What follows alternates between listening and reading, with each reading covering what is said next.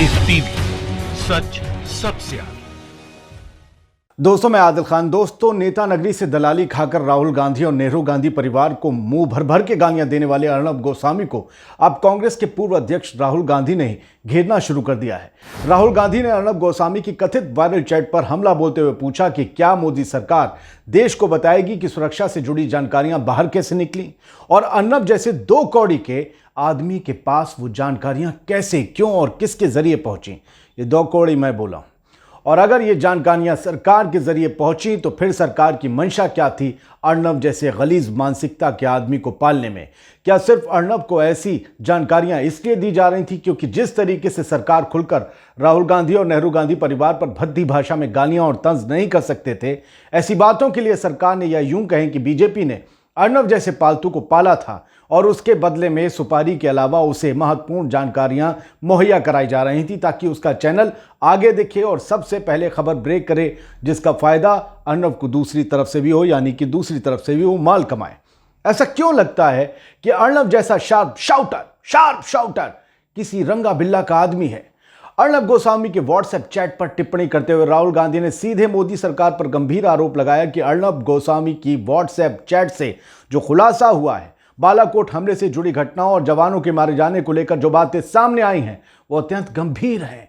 उन्होंने पूछा, ये गोपनीय सूचनाएं अर्नब गोस्वामी को किसने दी? शायद प्रधानमंत्री मोदी ने, या फिर वायुसेना प्रमुख, राष्ट्रीय सुरक्षा सलाहकार ने, या फिर गृह मंत्री अथवा रक्षा मंत्री ने खुद, क्योंकि गोपनीय सूचनाएं इन्हीं पांच के पास थीं। राहुल गांधी ने कहा कि जाहिर है कि इन्हीं में से किसी ने ये सूचनाएं दी होंगी। इसकी जांच होनी चाहिए ताकि पता चले और सूचना देने वाले का नाम पता चल सके। दोनों को सजा होनी चाहिए, सूचना लेने और देने वाले को। राहुल गांधी ने कहा कि अगर प्रधानमंत्री मोदी ने ये जानकारियां साझा की हैं तो उनके खिलाफ कौन कार्रवाई करेगा, लेकिन बाद में तो कार्रवाई हो सकती है, होगी। बाद में का इशारा साफ है। राहुल गांधी ने इशारा दे दिया है कि जब सत्ता बदलेगी तो बालाकोट और पुलवामा जैसे हमलों की साजिश रचने वालों का भांडाफोड़ किया जाएगा। यह बहुत बड़ा बयान है दोस्तों। राहुल ने यह सब कुछ एक प्रेस कॉन्फ्रेंस के दौरान कहा। इस मौके पर राहुल गांधी ने एक बुकलेट भी जारी की, खेती का खून, जिसमें आंदोलन और किसानों से जुड़ी व्यापक घटनाओं का जिक्र है। राहुल गांधी ने संवाददाताओं को संबोधित करते हुए कहा कि बालाकोट हमले की जानकारी सिर्फ 5 लोगों को ही हो सकती है: प्रधानमंत्री, रक्षा मंत्री, गृह मंत्री, एयरफोर्स चीफ या राष्ट्रीय सुरक्षा सलाहकार। उन्होंने कहा कि अर्नब गोस्वामी को बालाकोट हमले की जानकारी इन्हीं 5 लोगों में से कोई दे सकता है। हम ये दोबारा आपको बता रहे हैं, अहम बयान है। जिसने भी जानकारी दी, बालाकोट हमले की जानकारी दी है, उसके खिलाफ कार्रवाई होनी चाहिए। राहुल गांधी ने कहा कि अर्नब गोस्वामी को बालाकोट एयर स्ट्राइक के बारे में पता था, तो मुझे लगता है कि पाकिस्तान को भी इसकी जानकारी होगी। दोस्तों, ये बहुत बड़ी बात कह दी राहुल गांधी ने, लेकिन इसके बाद राहुल ने जो कहा उसने टीम मोदी को हिलाकर रख दिया। राहुल गांधी ने कहा, मैं मोदी से नहीं डरता, मैं साफ सुथरा हूं, मुझे छू भी नहीं सकते, हां गोली मार सकते हैं। यह बात राहुल गांधी ने आज उस वक्त कही जब वो किसानों को लेकर अपने दर्द को बयां कर रहे थे। राहुल ने सीधा आरोप लगाया कि मोदी और उनके लोगों को आरएसएस सिखाती है कि सिर्फ बोलना है, सुनना नहीं है, देखना नहीं है। आपको बता दें कि अंग्रेजी समाचार चैनल रिपब्लिक टीवी के संस्थापक अर्नब गोस्वामी और ब्रॉडकास्ट ऑडियंस रिसर्च काउंसिल यानी बार्ग के पूर्व कार्यकारी अधिकारी सीईओ पार्थोदास गुप्ता के कथित व्हाट्सएप चैट इस वक्त सोशल मीडिया पर जीनत बढ़ा रहे हैं। अर्नब गोस्वामी और बार्ग के पूर्व सीईओ पार्थदास गुप्ता की कथित व्हाट्सएप चैट में बालाकोट एयर स्ट्राइक को लेकर हुए जिक्र पर पूछे गए सवाल के जवाब में राहुल गांधी ने ये सारी बातें कही और उन्होंने कहा कि ये क्रिमिनल एक्ट है। उन्होंने कहा कि इस पूरे मामले की जांच होनी चाहिए और जो भी इसमें मुलव्विस है, जो भी इसमें आरोपी है, उसके खिलाफ सख्त कार्रवाई हो। दोस्तों, बलवंत राय के पालतू अर्नब ने 3 हफ्ते पहले ही अपने चैनल रिपब्लिक भारत पर डिबेट के दौरान कहा था कि राहुल गांधी कब तक किसानों से छल करके अपनी सियासत चमकाओगे? कांग्रेस को किसानों के प्रदर्शन में संजीवनी दिख रही है। इन्हें लगता है कि इस मुद्दे को उठाएंगे तो चर्चा में आ जाएंगे। और दोस्तों, अब वही अर्नब दुम दबाकर कहीं छुपा बैठा है। आज वो भारत से ना तो कुछ पूछ रहा है और ना ही भारत को कुछ बता रहा है। ना वो बता रहा है कि ये जो चैट वायरल हो रही है, जिसमें बालाकोट का भी जिक्र है, जिसमें मिनिस्ट्रीज का भी जिक्र है, आखिरकार वो चैट किसकी है, उसका क्या ताल्लुक है? अरे, एक लफ्ज आ जाता था किसी का तो ये आदमी आसमान सर पे उठा लेता था, चीखता रहता था, पूछता है भारत, पूछता। पता नहीं यार कौन सा भारत पूछता था, ना मैं पूछता था ना मेरा दोस्त अनुभव पूछता था। पता नहीं उसका कौन सा भारत है, उसकी जैसी मंडली है, चरस मंडली जो वो पूछती थी, उस भारत से हमारा, हम तो जानते भी नहीं है इसे भारत को, वो भारत बसता कहाँ है, कम से कम इंडिया हिंदुस्तान में नहीं बसता।